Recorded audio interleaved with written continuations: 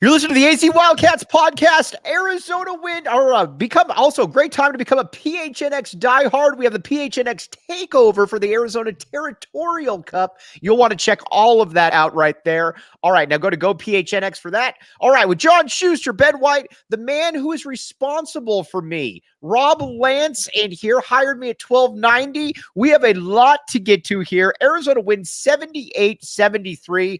But, man, this was an awesome game. This was a tough game. Rob, boss, you put me on here. You get to go first this time, my friend.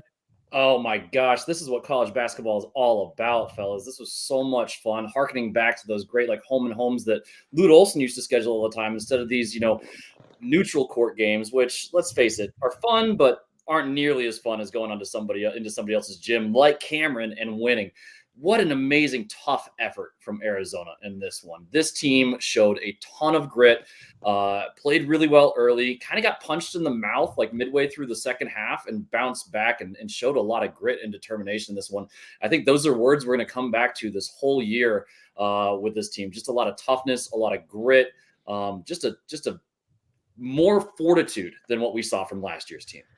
You and I were texting back and forth during the game, and honestly, this didn't feel fluky to me. This felt like Arizona was kind of the better team. They had a few better players out there. They were a little bit more physically imposing, I thought. I think the physical aspect, and Rob touched on it, it's going to be one of those things where you're basically going to thesaurus.com and trying to come up with different ways to talk about toughness.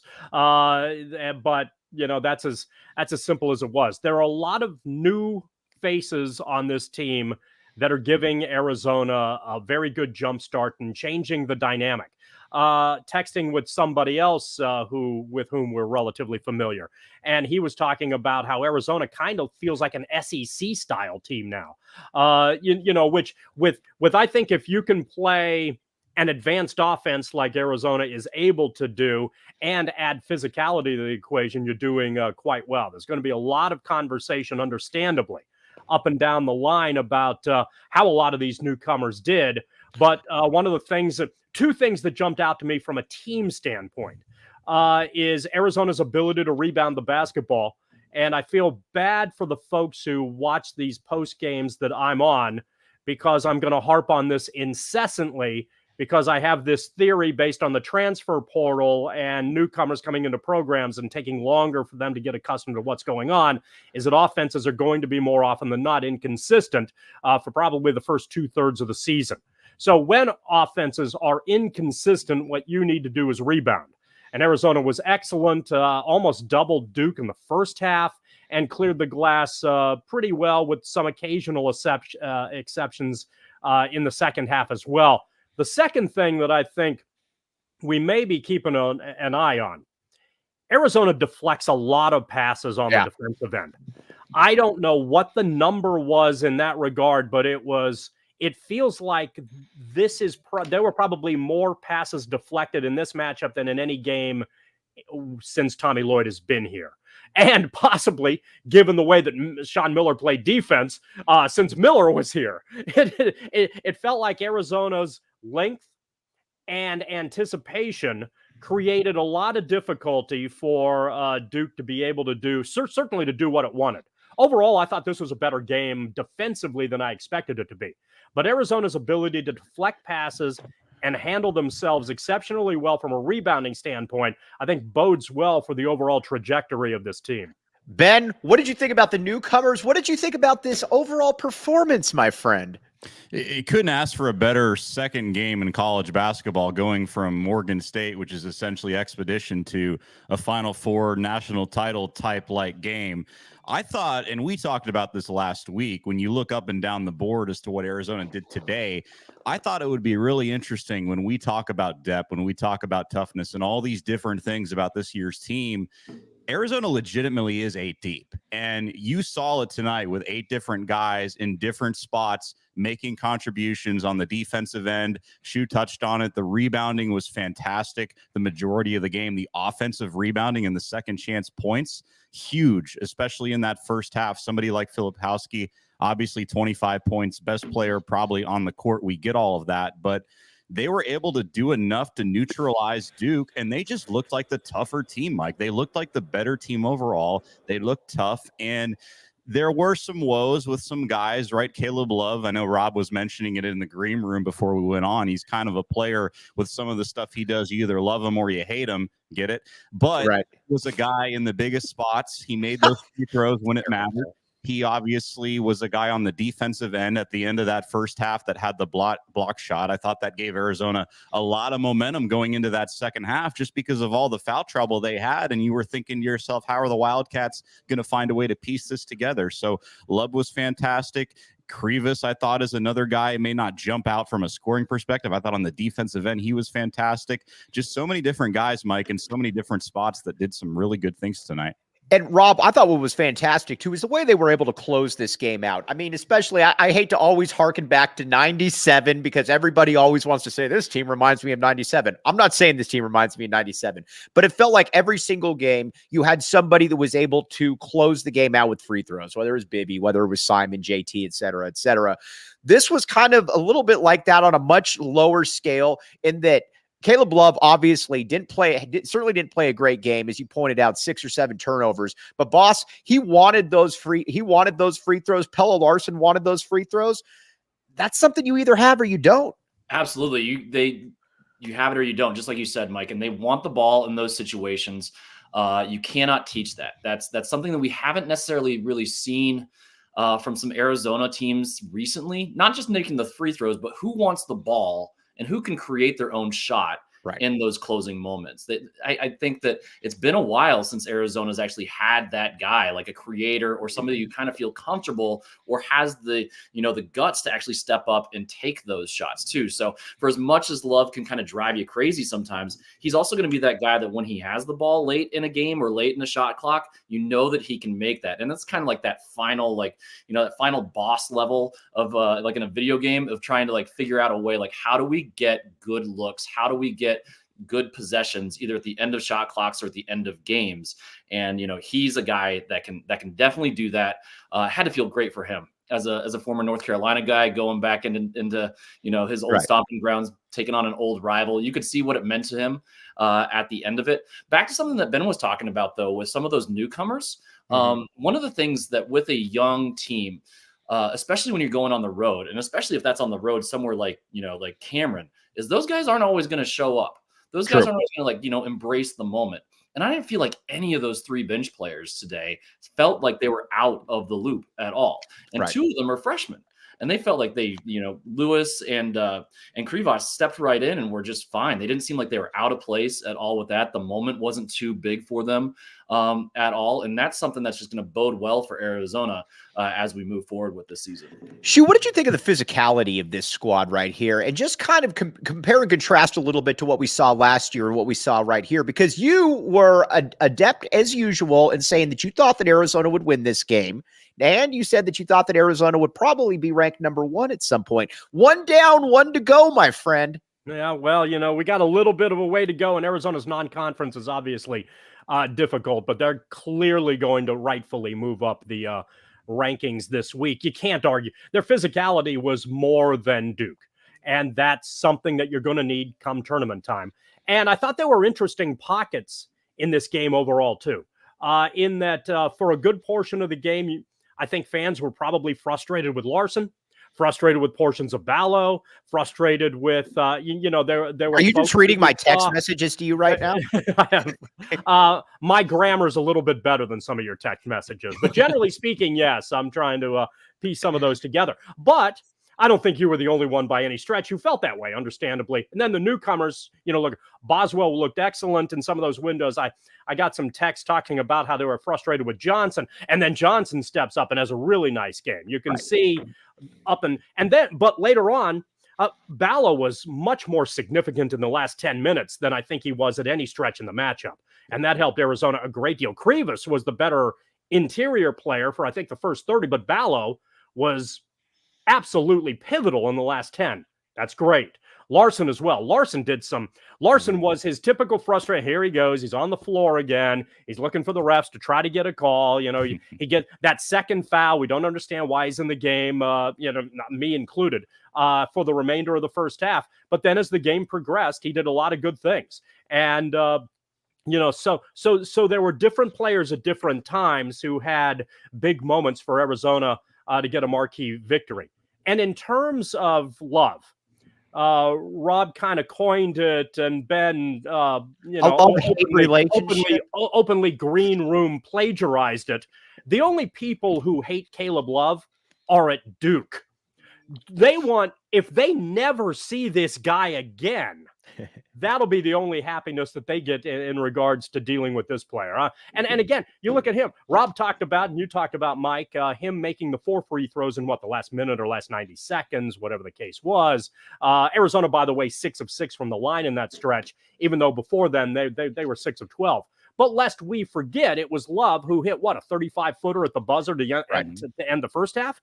That helped Arizona open up a lead a little bit, and those plays and those shots tend to be a big deal. Do you want to cut down on turnovers? The answer to that is clearly yes. And hopefully as Arizona gets a little bit more fluid on the offensive end, that happens.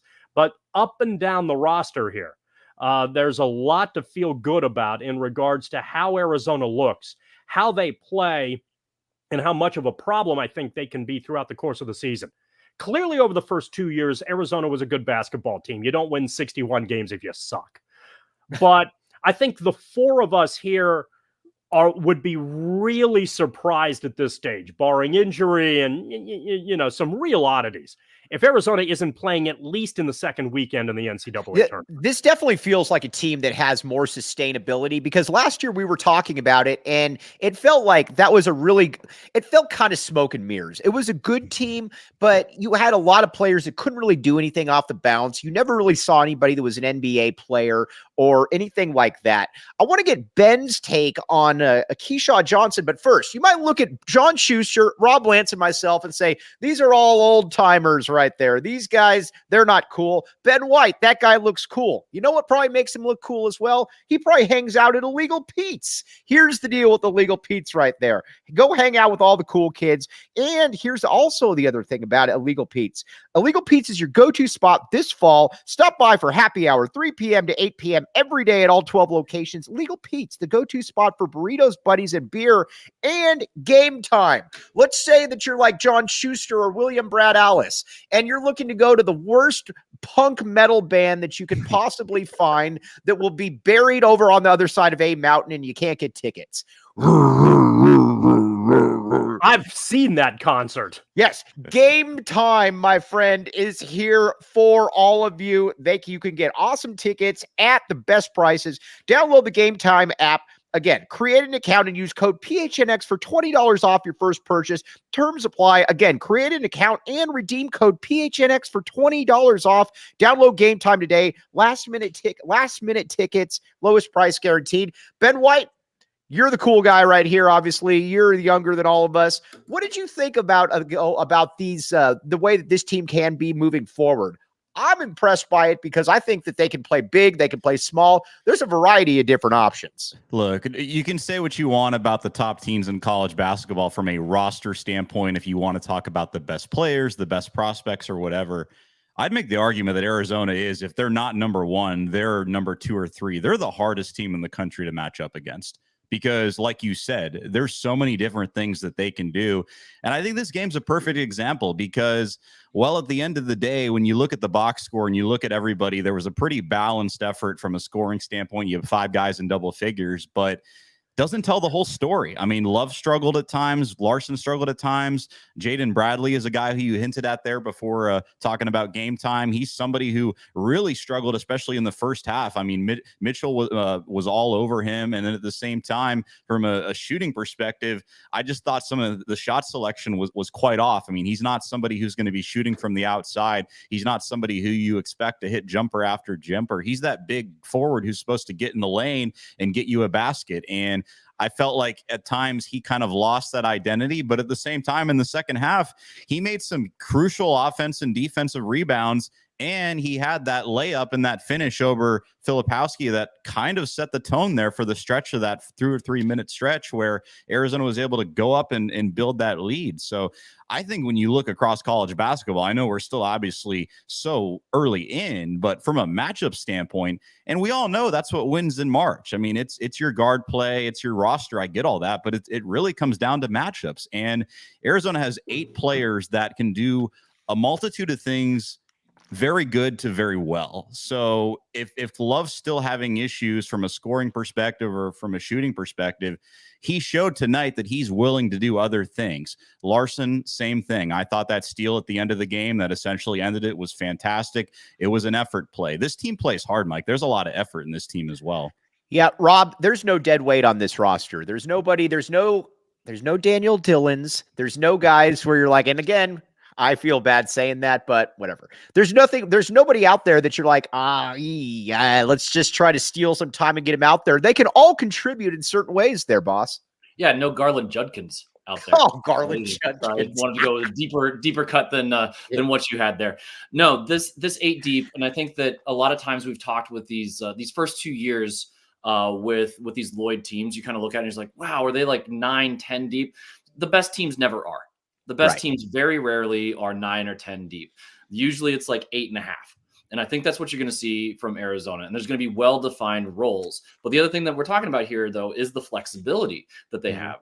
One of the other wrinkles that I liked that took place late was that Johnson was on Filipowski. They'd moved Ballo off of him.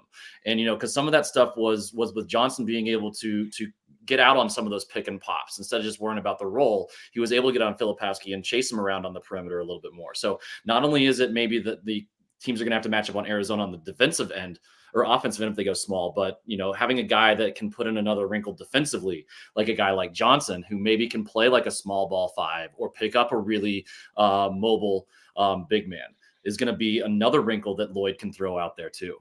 Shu, what do you think about the question was just asked for you about how do you see this team, especially going against the Purdue's of the world where you got the Zach Edey, Big Ten basketball, but how do you see Arizona matching up, though, with a variety of different teams? You got Michigan State, you got Purdue, you got Alabama, which is obviously going to be really athletic. How do you see Arizona matching up with these different types of squads that they got going?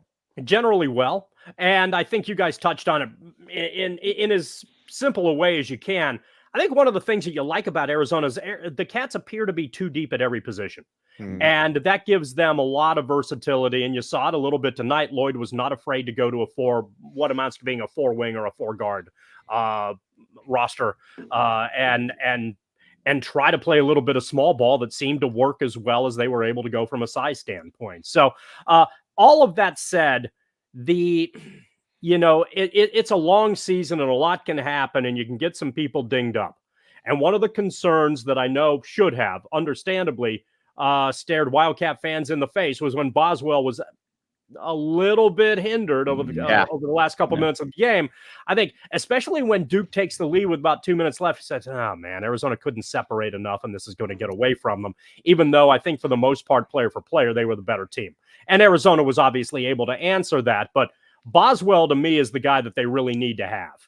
And he seems to be, if there's a player who keeps it together, perhaps a little bit better than everybody else on the roster, despite Arizona's versatility, he's the one that I think needs to be a productive contributor. And who are you talking about? Who am I talking about? Boswell? Boswell, sorry. Yeah. Okay. No. Read the comment. My bad. Okay. Yeah. No harm at all. So that's but generally speaking, in terms of, as you guys noted, versatility overall, Arizona has it. How do they, everything is, and we get it. Everything is matchups come tournament time and in these big games and the rest of it. at the very least, you guys are much more experts on, we'll get to see Michigan State. We'll get to see Kansas. We'll get to see some of the other really talented teams that are out there. At the very least, Arizona doesn't look like it's going to be overmatched against those squads. And then, you see where it goes. However, Arizona also didn't, and again, it's one of the, if not the toughest place to play in the country in Cameron Indoor, and getting the W is an immense deal for what they were able to accomplish. But it's not like Arizona dominated Duke tonight. This was a very close game that had opportunities to go either way. And I think having Arizona in that mix is a good thing. Getting to the point where you're pronouncing Arizona as, come tournament time, last year's UConn, I don't necessarily think that this team is that deep or that talented. But you feel good about your chances and your opportunities going up against a lot of different teams out there. So, because of that versatility and because of the athleticism, and again, here it is, somebody just needs to ring a bell. Because of rebounding, as long as Arizona can do that and do that well, I think they're going to have an opportunity to have an excellent season that has Wildcat fans hopefully watching their fair share of NCAA tournament games. Ben White, you have a secret admirer who has just entered the chat room. We are going to get into this secret admirer here in a second, but first, DraftKings right here. That's a segue from a secret admirer. I learned that from the man Rob Lance right there. Actually, Rob would be appalled by that actual segue, but you know what? It doesn't really matter to me. Here's the deal with DraftKings. All right. Basketball is more fun when you're in on the action. Download the DraftKings Sportsbook app. New customers can get $200 in bonus bets instantly for betting just $5. All right, here's the deal. All right, everybody stay with me right here. I'm going to go as quick as possible. Gambling problem, call 1-800-GAMBLER or visit www.1800gambler.net. In New York, call 877-8-HOPE-NY or text HOPE-NY. In Connecticut, help is available for problem gambling, 888-789-777, or visit ccpg.org. Please play responsibly. On behalf of Boot Hill Casino Resorts in Kansas, licensing partner Golden Nugget, Lake Charles, Louisiana. I have been there, by the way. That's not part of the read. 21 plus, age varies by jurisdiction. Void in Ontario, in case you were curious. Bonus bets expire 168 hours after issuance. See sportsbook.draftkings.com/basketball terms for eligibility and deposit restrictions, terms, and gaming resources. Wow, we actually went up in listeners right there. We are 321. Maybe I'll just read disclaimers the whole time. Yeah, your disclaimers bring in the numbers, that's for sure. Ben White, Rudy Bastillos, the great Rudy Bastillos. We all know Rudy Bastillos. Rudy right there. Rudy, Rob, you know each other. Rudy is admiring your facial hair, and he's asking if it was real via text. Is this facial hair real, Ben White, or is this something else? It is real, unlike Glenn House. You know what, though? You have great technique with the facial hair. You're bearing down even harder there, Ben White. I give you a lot of I give you a lot of credit with it. This feels like by the way, Nick Howard, I agree with you. I was not giving Lake Charles any credit, Ben. That was awesome. I was not giving Lake Charles any kudos. I was just saying, by the way, but Rudy says 168 hours. What an odd number. Don't ask me, man. I'm just paying there. I'm just reading it. Number. It ends with an 8. Yes, it ends with an 8. Yes. And this is going to be the Tommy Gunn's best team. Tommy Lloyd told me he laughed at me when I asked him if he would like the Tommy Gunn nickname, and he's like, deal with it. Tommy Gunn, this is going to be his best team. Ben, this is it's deeper than the first year's team. It's a lot tougher. It doesn't have the weenies that were like on that had on a lot of last year's team. Ben White, this is a team filled with leaders of men. Yeah, and I think it's a great combination of guys who are new and guys who are experienced. I mean, we talked about it from a freshman standpoint. Krivas didn't look phased out there. Lewis certainly doesn't look like an 18-year-old kid at all. I mean, that kid is nasty. That kid is problems, and he's only going to get better. I mean, he doesn't even have really a half-court game, but once the shooting gets a little bit better, I mean, he's so athletic. He's so explosive. And you love what you have right now, but I think this is really Lloyd's first year of just building that foundation from a roster standpoint. I think he's proven over the last couple of years that he can definitely overachieve with talent, and guys have gotten progressively better, but this is really the first year where you look in the mirror and this is Tommy Lloyd's team. I mean, this is Tommy Lloyd's work, right? I mean, you got to give the guy a lot of credit. I mean, a lot of coaches when it comes to a loss like that against Princeton, Sean Miller would be a perfect example. A lot of coaches in college basketball, not just picking on Miller per se, a lot of coaches would say, you know what, it's a tough game. Things happen. I like my system. I like my ways. I'm going to stick with it. By the way, in the mirror. Go ahead. Sir. I was just going to clarify a comment real quick. It was not Glenn Parker. No, not Glenn Parker. That was four-time Super Bowl starter Glenn Parker. We do not question Glenn Parker's football credentials right here. Or go his ahead. facial hair. You go ahead. Go ahead there, Benoit. Yeah. Again, a lot of coaches could look in the mirror and say, hey, we're cool with the way we play. I like my style. I like this personnel. But that's not what Lloyd did. He realized we had to get tougher. We had to get aggressive in the transfer portal.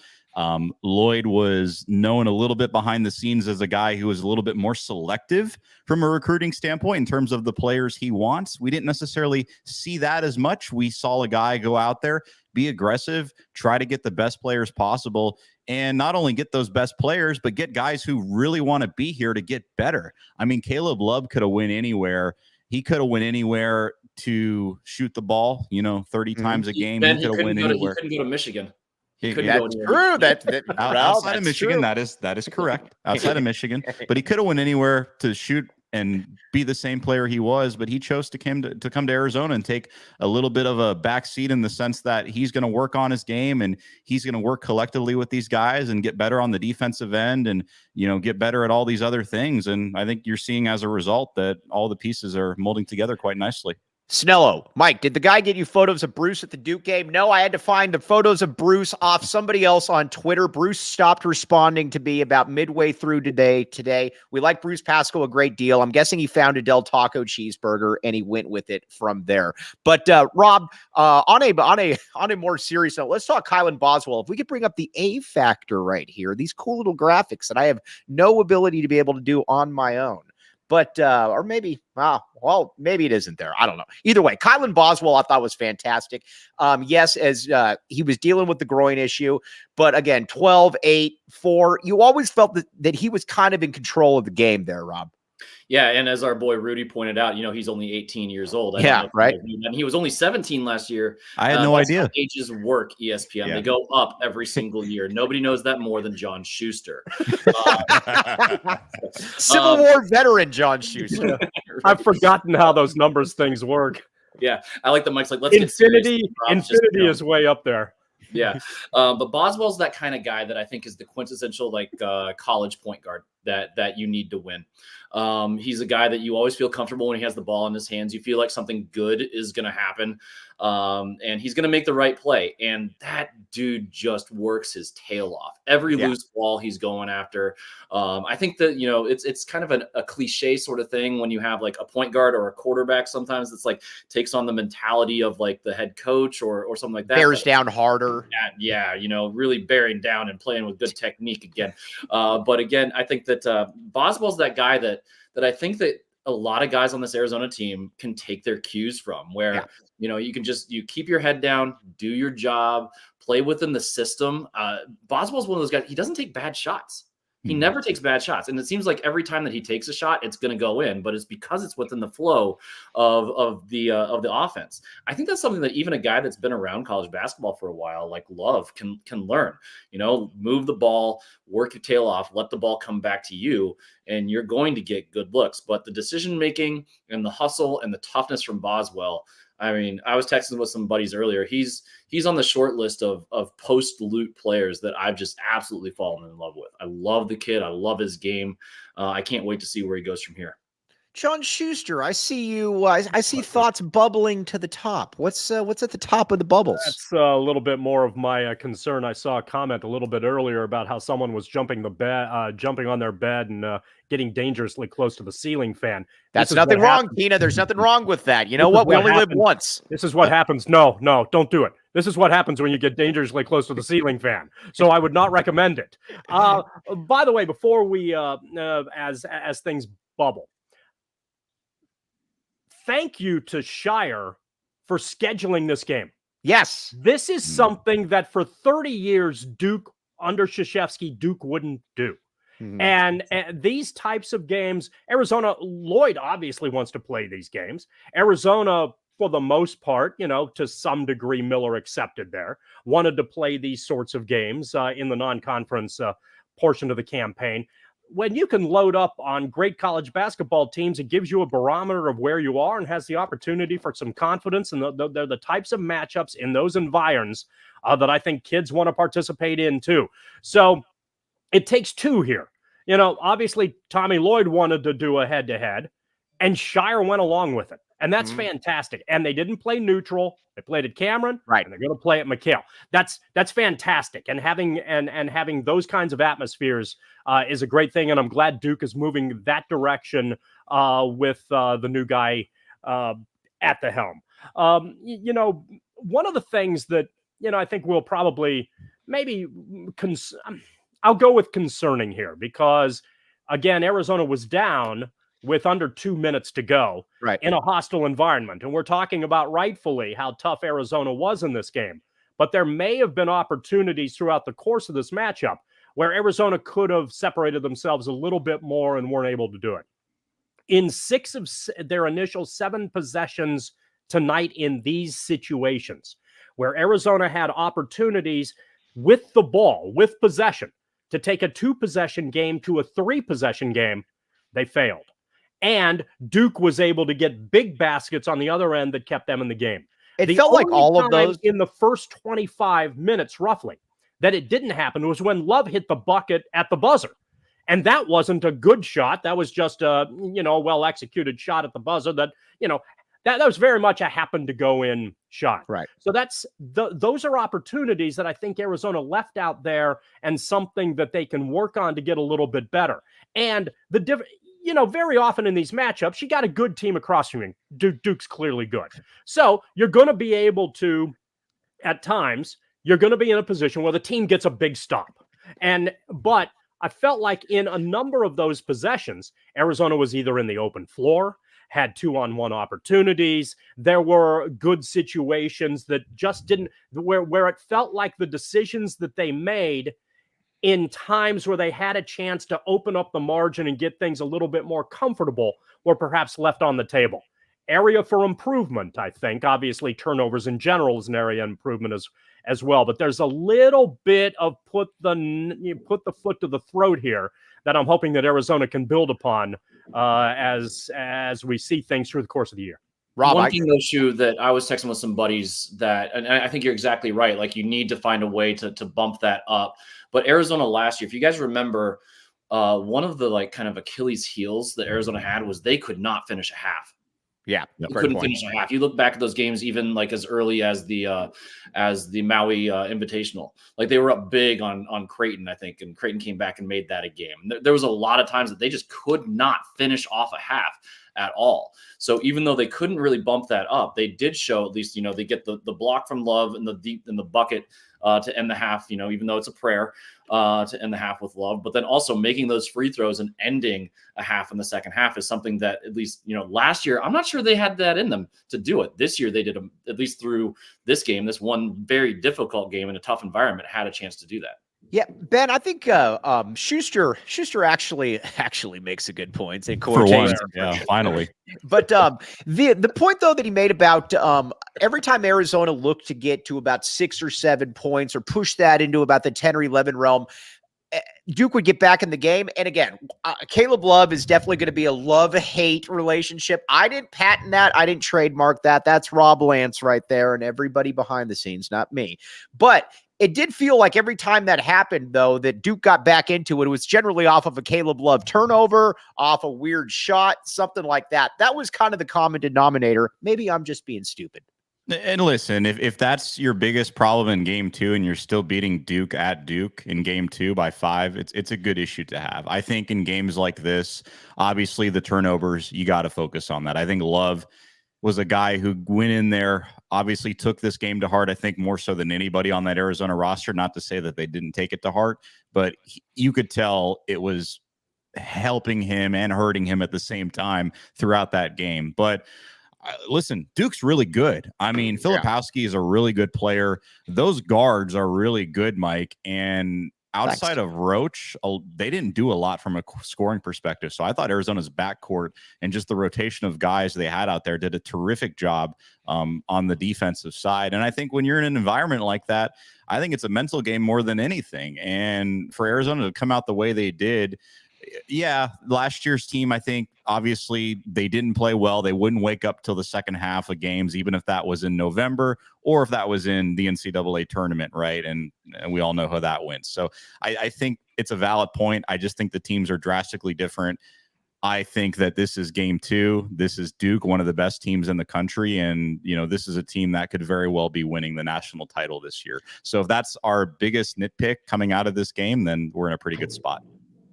And let me return to that a little bit, because we all watch basketball to a large degree. Mike and Ben, you watch a heck of a lot more NBA. You see this a lot of times in the NBA. Teams up 15, think the game's over. Look back 90 seconds from now, it's a 3-point game. Happens a lot. And again, Duke's good. You expect Duke to make runs in this game. So when there's a difference, I think, having possession when everything is in the half court and the other team, making a good stop, and being in the open floor a little bit with some advantageous opportunities and not being able to convert. And I thought that was a little bit of the difference that Arizona had tonight. And those were the areas where they left something on the table. You're not going to score every time down the floor. And the team across from you is also, generally speaking, especially the good ones, are also physical, also athletic, also rebound well, also make things difficult for you on your offensive end. And they're just not going to let you run your stuff easily. So there are going to be stops here and there. But in this matchup, on a number of occasions, Arizona had open floor opportunities that they weren't able to convert, and then Duke was able to respond on the other end to keep things close. Also, one other thing briefly, my apologies. Yeah, you're good. Shire, I thought, at the 9-minute mark, made a huge timeout call that kept Duke in the game.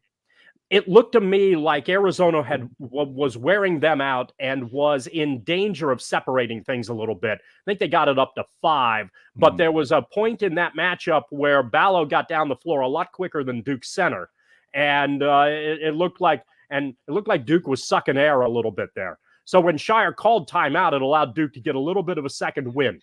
Thing about that is less about Shire keeping Duke in the game and more about possibly Arizona's ability to be a wear you down type team with their style. And I anticipate that maybe that's something we're going to see quite a bit this year. All right. Rob Lance has the best house out of all of us here. I can attest to this. He's got cats that love the house. He's even got the one with the troika legs. This is correct, Rob Lance. What, the big cat tower? Yes. It is fantastic. And you know what? Rob Lance, he probably didn't even have his floors done by Empire, but I looked at there when I went in there and I'm like, man, this looks like Empire Today type work. That is how cool Rob Lance is. By the way, I'm not even kidding. His house is absolutely amazing. Empire Today can help you look like Rob Lance. That's what you want to have right now. Here, Empire is the best place to get new flooring. So of course they have copycats, but you can never get the real Empire right there. Schedule a free in-home estimate today. All listeners can receive a $350 off discount when they use promo code PHNX. Restrictions apply. See empiretoday.com/PHNX for details. And let's say that you're looking for a way to finance something from Empire. There you come in with Desert Financial Credit Union, my friends. This is very, very good stuff. Here's the deal. All right.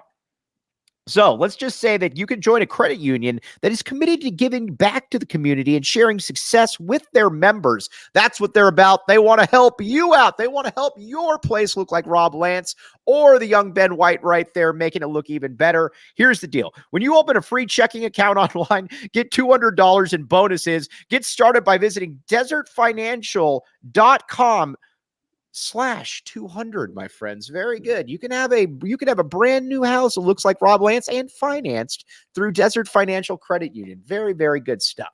All right. Now, going forward then with the Wildcats, we got to talk about KJ Lewis here for a second.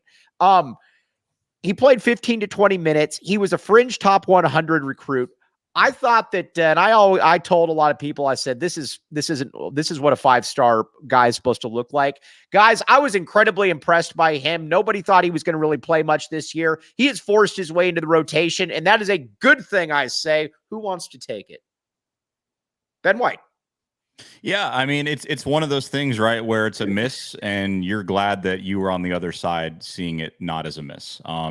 He's a guy, like you said, 4-star guy, didn't really have the Dukes of the world and some of these other schools that you would think. Just watching him, I mean, he's so athletic, he's so explosive, and for whatever reason, it doesn't translate. And as we know, recruiting's not perfect. If it was, coaches would be making a lot more money than they are. And granted, they do make a lot of money, but even more so, Yeah, it they must would be be tough. in. Yeah, it must be tough, right? They would be in, if it was just as easy as like gambling, right? If you knew the result, etc. But point is with him, I think it's weird because he passes the eye test, right? I mean, he's athletic, he's explosive, and he has just so much upside and so much runway ahead of him just because he's so young. I think even if you're playing Duke like you saw tonight, even if it's Morgan State, regardless of what happens, you're going to have to find a way to get him in the game. And with the way Arizona plays, granted, we want the turnovers to go down. We want them to be a little bit more efficient. We want them to be able to keep the foot on the gas like Shu was hammering a few minutes ago. He's going to be a guy, Mike, that not only do they have to find a way to get him in the rotation, but I would argue he's going to need to get in the rotation. There's going to be foul trouble. There's going to be things come up. There could be, God forbid, some injuries. So he's a really good second option to have. And he would be a number one with the way he's playing and with that, as athletic as he is at maybe some of these other schools. When At Oregon State, he'd be the best player in the program. By a mile, right? I mean, you look across the Pac-12, I mean, perfect example. So he's terrific. I'm glad that Arizona found a way to bring him in, and I'm glad that a lot of people missed on him. Rob, Shu, dare I say a little Hassan Adams type vibes? Ooh, that's I know. Maybe not quite that athletic, at least not from what I've seen yet. We're through 2 games and only one against a really great opponent, but I'm looking forward to seeing more of him. And the great thing about it is kind of what Ben touched on there, is that you don't need him to be the guy right now. Right. You can bring him along slowly. You can fit him into spots. If a moment's maybe getting a little bit too big for him, then you've got plenty of other options to go to. I mean, he's your first wing off the bench, but if you go a little bit small, maybe he's a guy that can find his way in there too. And some of these places where opponents, you can overwhelm them with athleticism, Lewis is going to be one of those guys that can, get out on the break and cause havoc against some of these undermanned teams. Right. John Schuster, Rob Lance says, I'm going too far. I have always been accused of hyperbole, but I have always said that is a bridge too far. I am not the king of hyperbole. What do you say? I saw the bridge too far actually in Holland this year. Oh, did you? Oh, by the way, that looked fantastic. Tell us about the bridge too far. No, it's boring. Oh, all right. Darn, man. One day I want to hear about I'm telling you guys. After, some directional school post game, we get some further commentary about the bridge too far. That'll be great. Lewis and Bradley, guys like that are going to, hopefully, from an Arizona perspective, give you the kind of depth off the bench that ultimately wears teams down. One of the things that I think is worth paying attention to as the season moves along is how much of a margin of difference Arizona is able to separate with its second team. And those guys will be a part of that. Right. Now, we need to talk about Montias Krivas and what this means going forward, because I always have a lot of questions about the internationals that have come in. Sometimes they're good. A lot of times they're not very good, and it just goes to show. But first, we have a shirt that we need to show you right here, fresh off the prints, fresh off the All right, look at this right here. All right, now you can go to gophnx.com. New release right here, BTFD. All of this very, very cool stuff. Check it out right there.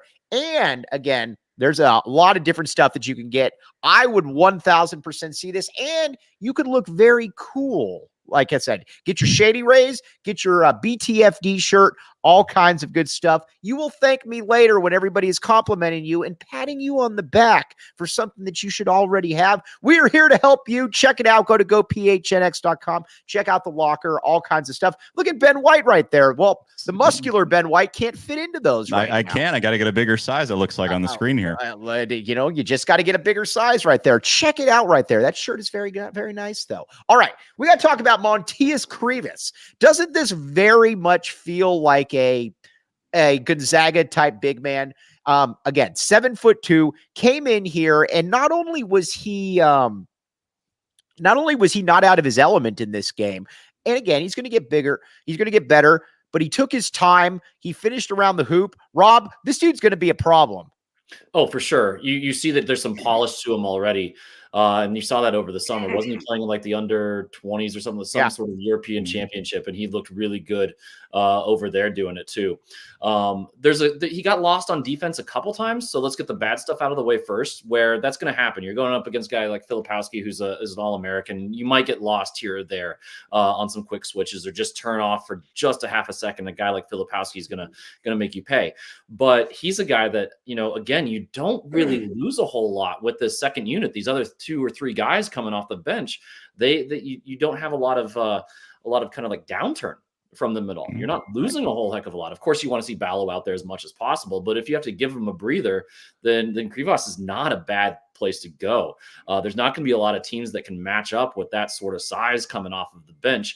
And like they said today on the broadcast, he is a legit 7'2", whatever that means. Yeah, a legit 7'2" as opposed to just a short 7'1". Schuster, I got to give you a lot of credit. Again, I'm going to keep telling people this. When the Tommy gun was hired, I didn't know what to make of it. John Schuster has admired Gonzaga from afar for many a year. And John Schuster said, I think it's a home run hire.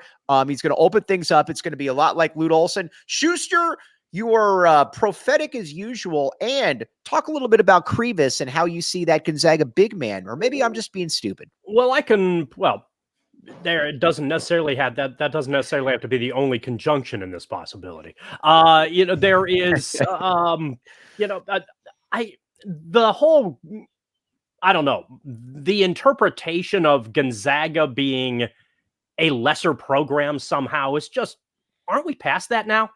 I was wrong. You were right. I mean, if he was, say, top assistant at Kansas or Kentucky or Duke or Carolina, he may have come in with a lot more fanfare. I mean, Gonzaga is as good a program as there is in the country and has been for the last 20 years.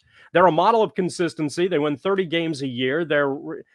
They field good basketball teams, and it's a very good program. So, yeah, this guy certainly has a lot of that feeling. But what I like about Lloyd, and it's something that was discussed generally. Oh, by the way, question.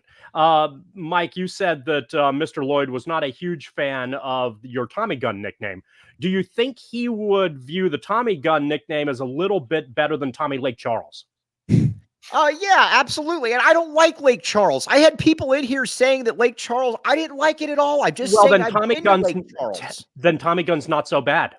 So baby steps, incremental. If you really want to find a nickname for him, you got to work incrementally here. And so maybe he decides that we're going to scrap Tommy Lake Charles.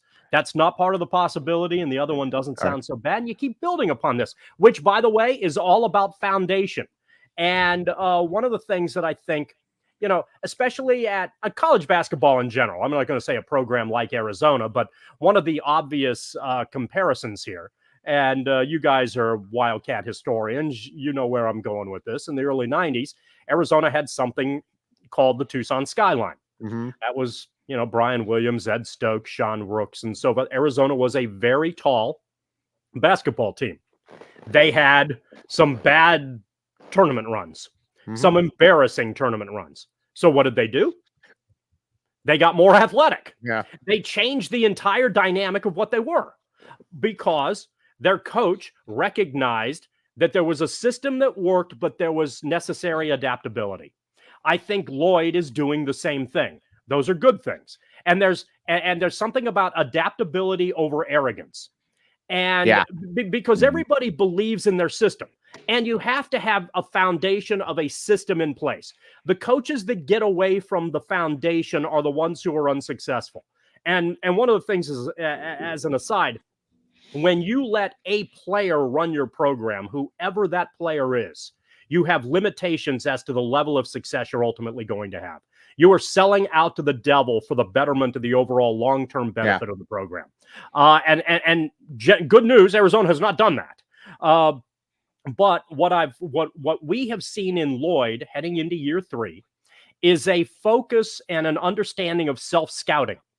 He has a formula that he likes, that he works. He's stuck with that formula.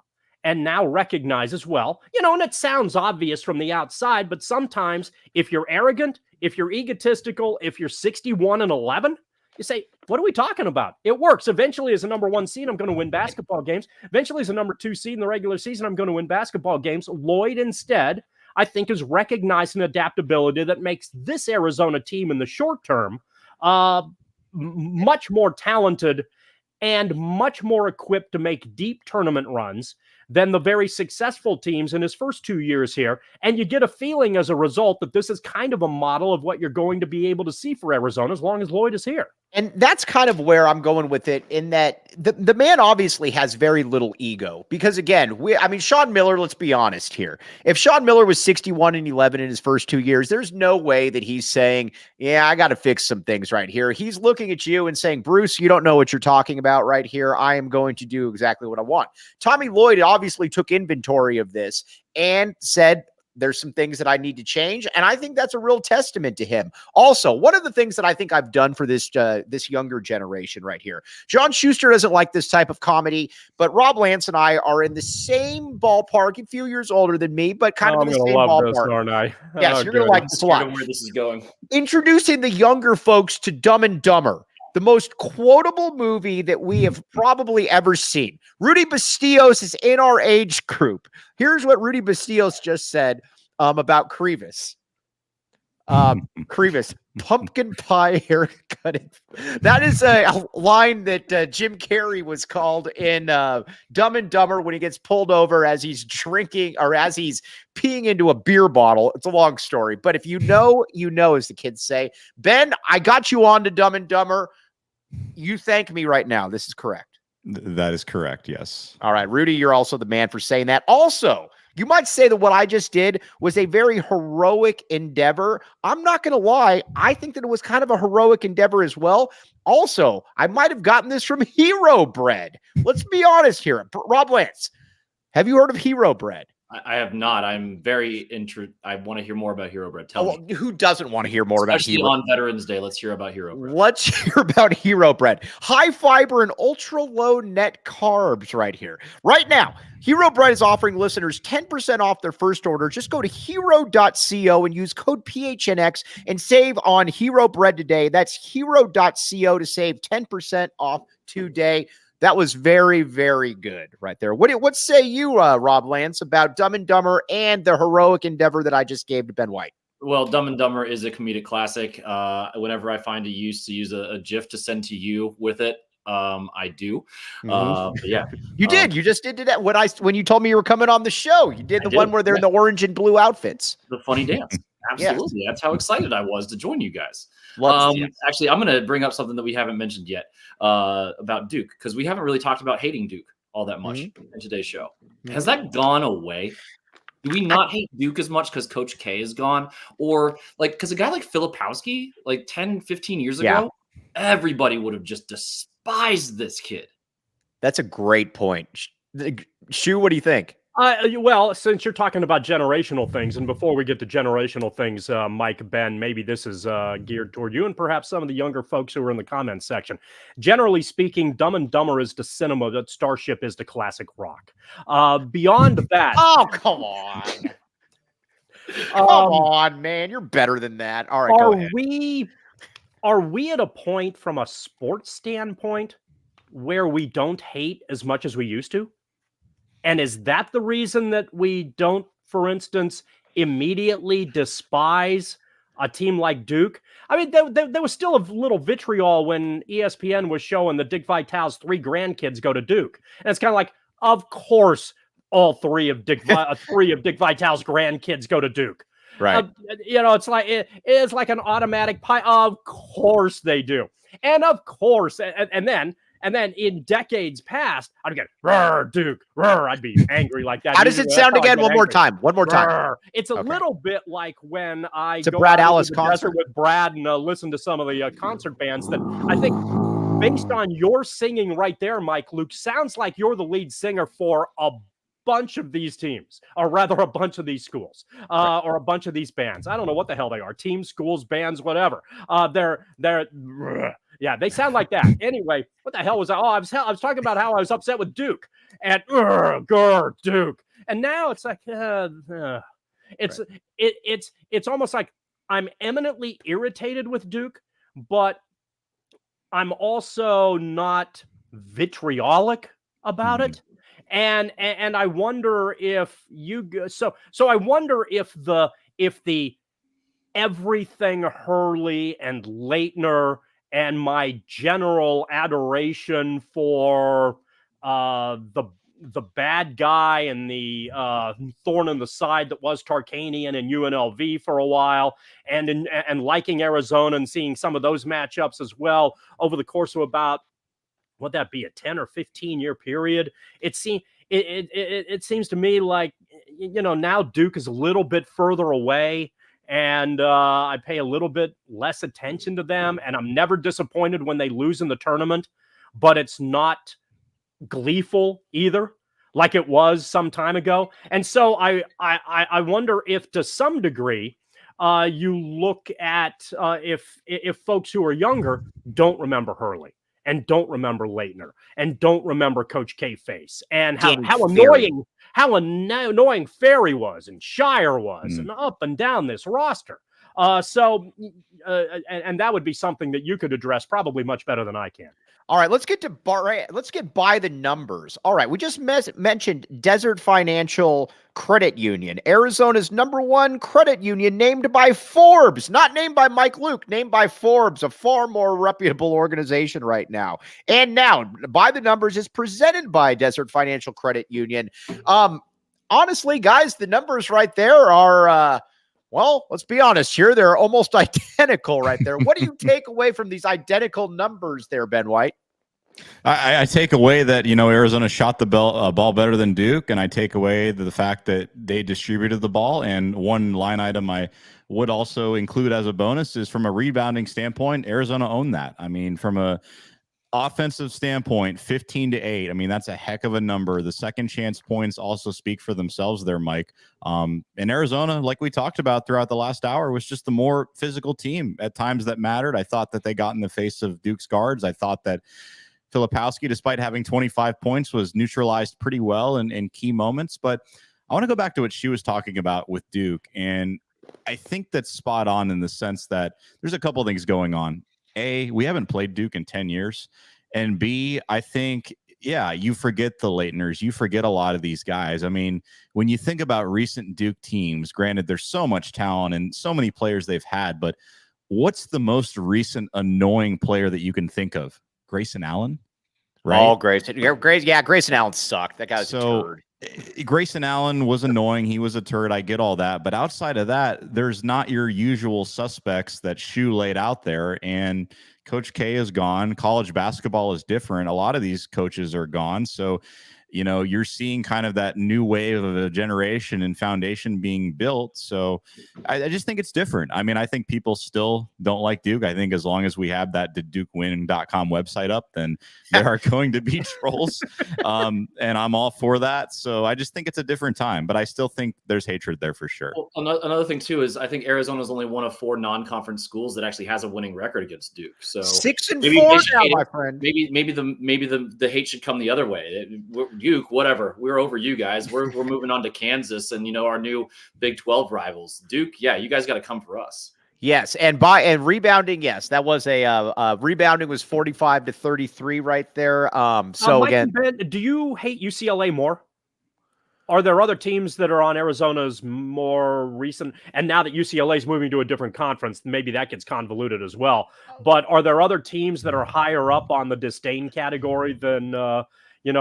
I'm sure Rob despised Duke. I have a fairly lengthy litany of my healthy Duke disdain that goes back to the era where ESPN could do nothing but try to shove them down your throat. The biggest problem that I always had with Duke, and I will always go back to this, and this is where Lute Olson was obviously the man amongst many different reasons. I will never forget when Dick Vitale kept talking about how JJ Redick was the best shooter that he'd ever seen. All of this crap. And then lo and behold, Salim Stoudemire during this slobberfest was shooting like 9 percentage points higher from 3-point range. Not only that, he was taking more 3-point attempts and he was pulling up from further away. When Lute Olson went out there and put it out, I can't remember what entity he gave it to, and said, yeah, you might want to look at this guy over there. I thought that was the coolest thing ever.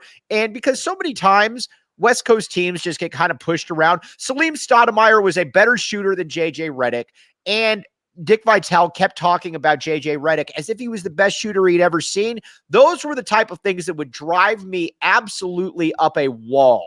Salim Stoudemire and JJ Redick is always going to be that one. Rob Lance, what say you? John Schuster, what say you? Well, anytime you bring up Salim, I'm going to be excited because the left-handed doom is, for me and Brad Alice, that's our dude. Right. And I will always love Salim. He's always going to be my favorite, mercurial vegan star now at the UofA.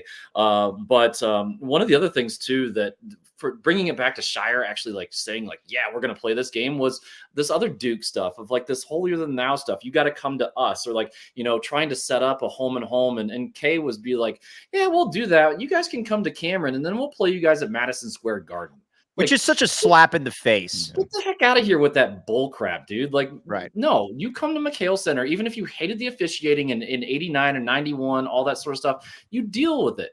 So that's just, another thing. Maybe it's just this new leaf that we turned over. The K was so hateable for so long that it's like, okay, maybe we'll see how it goes. Also, Duke kind of became cool, guys, when Zion went there. Which, that was a thing that's like, oh, wait, hold on a second.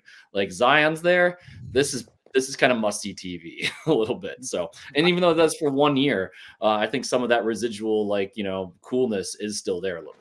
John Schuster, you are part of Team Salim. This is true. And if it's not, tell me I'm wrong. Okay, I'm not going to tell you you're wrong. I'm just, generally speaking, curious from a younger standpoint, and I understand. I mean, I was watching basketball with Zachary Taylor, and I'll tell you, General Zachary Taylor. Yeah, and Canoe and Schuster too. Ben, do you know who Zachary Taylor is? Hold on. Do you know who Zachary Taylor is? You may have mentioned it once or twice. I'll go as far to say that. Let's just say because Mike Luke knows every athlete going back to 1920. It's not an athlete. It's an American war hero, Zachary Taylor. You don't know he's who that is. He's a president, if I'm not mistaken. Yeah, I think 1848 to 1850. Anyway, nevertheless, we're getting to him in my AP US history class this week. Oh, wow, very nice. CDO in the house. Rob, keep him away from watermelons, please. Tippecanoe and Tyler too. Good shit. Yeah. Good work right here.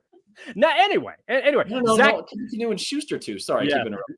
Zach knew his hoops. So there was, it was a lot of good conversations that we had in the back and forth on the horse carriage. So I'm curious.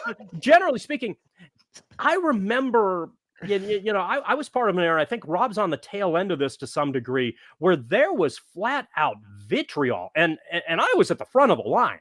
I absolutely hated everything Duke. And there are teams out there, that I couldn't stand from that era. And I think I've toned down that to some degree. Do you guys, from a younger generation standpoint, have some of that vitriol that if this other team's on the schedule, you just can't, every iota about them, everything that goes into their very being, you want nothing to do with, and you hope that it's all bad, or, because you're so much more sophisticated than older generations were. That's just not part of your vocabulary, and everybody gets a participation trophy. Oh, wow. Ben White, you go, and then I will go. I have an interesting take. Ben White, what say you? Okay. Yeah, for me, I think if you're talking just a team the last 10 years, I think for me, it's UCLA. I mean, that 2016, 2017 UCLA team comes to mind with Ball and just the attitude, the narrative. I mean, LeVar Ball, I mean, all these first round picks. UCLA is God's gift to college basketball. I think they are probably that team, at least regionally, over the last 10 years. It's not going to matter as much moving forward because they'll be in the Big Ten. And the other team, and this goes without saying, right? I think Wisconsin, those 2 years back to back in the Elite Eight. But outside of that, I just think from a storytelling perspective, it's not quite what it used to be, Shu. I mean, you guys have stories going 25, 30 years back, and college basketball just has changed so much. And unfortunately, with the way things have shifted, just the personality and the stories just aren't quite what they used to be. And we're getting back to a point where it's ramping back up. But, outside of that, I mean, it's different. I think it's just an entirely different, it's not necessarily apples to apples when it comes to this topic. Mine will always be, to this day, will be ASU. The thing that I hate about ASU the most is they view themselves as a football school. You're not a football school. Since Frank Kush was around in the West Coast Conference or whatever it was, you haven't mattered at all in the Pac-12. You're not. Arizona's a basketball school. The ASU tries to get off with this false equivalency, one of Schuster's favorite terms, where they talk about well, you're a basketball school, we're a football school. No, we're a basketball school. You stink at both sports. You don't get to get in here. You don't get to get any of that. As a little bit of an aside, the only teams I ever feared growing up, and there was about a 5 or a 6 year window, and this was when Lute was at his apex. When Jim Herrick had things going at UCLA, those were the only teams that I feared. I never feared Stanford with Mike Montgomery's teams. They were awesome teams, but I always felt they were kind of the overachievers, your Brevin Knights, your Casey Jacobsons, Chris Hernandez types. Those UCLA teams from probably about 93 to 96, where you had Ed O'Bannon, where you had both the O'Bannons, where you had Jelani McCoy, J.R. Henderson. Those were the only teams that I ever felt when Arizona was going to play them that the coaching was going to be somewhat equal and that UCLA might have a little bit better talent. So again, that's not really answering your question there, Shu. No, but it is. To a large degree it is. And I appreciate the input with some of the comments as well. Right. Yeah, but the bigger thing, yes, Lost Highway. My new thing though is I hate Big Ten sports, and it has nothing to do with expansion. I don't care. You got to do what you got to do there. I don't care about that. Big Ten sports are absolute nonsense. We have to hear every single year about how, the Big Ten is clearly the best conference in college basketball. You got to put 15 teams in there. They all get bounced in the first round or the second round. We pretend that we're surprised by it. And you look at Purdue last year. You had Zach Edey and us four. And you're surprised that you lose to Florida Atlantic or whatever it is. Every single year they do this. Same thing with Michigan football this year. Ohio State, I'll generally give you a little bit of an exception. Michigan football has played Rutgers 7 times this year. And they're supposed to be the best team since 2001 Miami. That stuff drives me up an absolute wall. I have focused my vitriol on ASU and Big Ten athletics. I hate Iowa football. Iowa football is an abomination to mankind. Anytime you're over under in a game for 2 straight weeks is 28 points, which has been for Iowa. And it's the under. They didn't even come close to hitting it. I know. It's 13-6, but it's defensive struggle. No, they just suck. All right. On that note, guys, let's wrap. Let's put a bow on this one right there because Schuster, I know you got some stuff to do. Rob Lance, you have cats and a wife to attend to. Ben White, you've got money to make. I have TV to watch. John Schuster, and then let's go and we'll have the youngster finish it off for us right there. What say you, John Schuster? Well, it's obviously good. You go into Cameron, you get a W. Arizona's resilience came into play tonight. The physicality was there. Toughness in general. I think they were pretty, held Duke to 43%, which is that's a good number. It's not, I think there's a possibility Arizona's going to hold teams to closer to even 40%. But generally speaking, their ability to disrupt on the defensive end and dominate the glass. And they're close, granted we're in 2 games, but I think they out-rebounded Duke by double figures. It was in the 12 or 13 range. And obviously in the first game, they controlled that aspect as well. You do those things, you're going to give yourself an opportunity. That plays, and Arizona's ability to be effective on the offensive end comes in handy as well. One thing, I thought it was a relatively good defensive game by both teams. And even then, Arizona had 41 points in the first half. Right. So that's a good number that I think it behooves them well that the system works. And if you can get better athletes in that system, then you have opportunities to do a lot of good things this year. Boss? Yeah, flexibility, toughness, and just an overall drive to go into Cameron Indoor and beat what's not a classic Duke team, but a solid Duke team, a team that you could maybe see again in March. A guy like Filipowski, who's an All-American, and even though he put up 25, there wasn't a whole lot else going on for Duke for long stretches of this game. I think that Arizona's got a lot of different guys that can win them basketball games. There's a lot of just, guys that you can count on already in this season. I think that, a guy like Boswell, we spent a lot of time talking about him, where he just kind of brings this coolness and this calmness to the team, especially on the road. You're not going to face many other more difficult tests, especially with a young team that hasn't gelled yet, than going into Cameron Indoor and winning.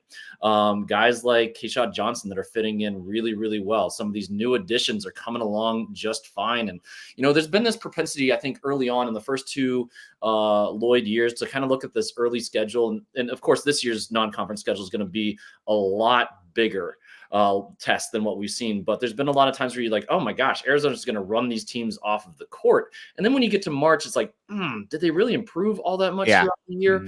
I think this year's team is going to really show how good of a coach Lloyd is going forward. And I expect them to grow throughout this year, because I think he finally has, and we talked about this during the show, that he finally has the pieces here where they're interchangeable. There's some flexibility. There's growth to be had, but he has a lot of guys that already know his system that I think that he can rely on in crunch time.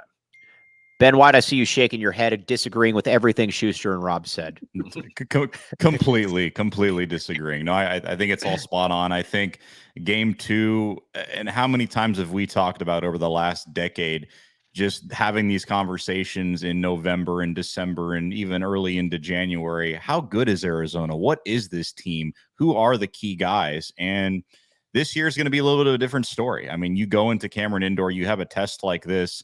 I mean, you're essentially playing an NCAA tournament, 2-3 weekend type game in early November. And that's fantastic, because it gives you the opportunity to really look in the mirror and examine what you have. And good things by and large for Arizona. There are some things to clean up, as we've talked about extensively in the show. But at the same time, you've got to feel good about coming in with a completely new roster for the most part, right? A lot of new key guys, especially in that backcourt, just a different way of playing versus last year. You come in, you win by 5. You stay calm, you stay cool, you stay collected, and Arizona's going to be in a really good spot here. And it's got fans excited, I think, for non-conference more so than ever before. Just the nature of this schedule. Michigan State on Thanksgiving is going to be fantastic. They have some other games coming up, Alabama as well. And I just think it's a really cool time for college basketball, because you've seen that pivot, you've seen that direction with some of these new coaches not being afraid, like we talked about, to schedule these types of games. And I think they're realizing down the line it's only going to help, because you figure out what you have, you get better, and you put all that into motion come March. So it's not so foreign when you go up against a Princeton team or a team from a matchup standpoint that maybe you're not so comfortable about, because you've been tested in that spot. Nothing goes to replace March. I totally get that. But you have that blueprint. It's just a fun time. And I think from a NCAA tournament seeding perspective, as we've seen over the last couple of years, the committee and those people behind the scenes really do reward programs who play tough and aren't afraid to get out and play people, even if there are some losses there. If you're playing high quality opponents like what we saw tonight, Arizona is going to be beneficial for it moving forward. All right. I believe that Arizona is going to finish. I think they're going to be ranked 5th coming up. I believe that that Duke will stay the same. Arizona will probably move up to 5. But on that note, we got post game again for you tomorrow. Arizona's taking on Colorado. We'll probably be on about 3 o'clock. That guy, Anthony Gimino, is going to be joining us. What does he know? That guy, this fly-by-night journalist, if I've ever seen one. But for the venerable John Schuster, the boss, Rob Lance, the precocious Ben White, I am merely Mike Luke. Everybody on there, the comments, hundreds and hundreds of them. You guys are all fantastic. You make us way cooler than we are. Rob, open invite. You know where to find us. But on that note, you've been listening to the AZ Wildcats postgame. We all silly like the mayor.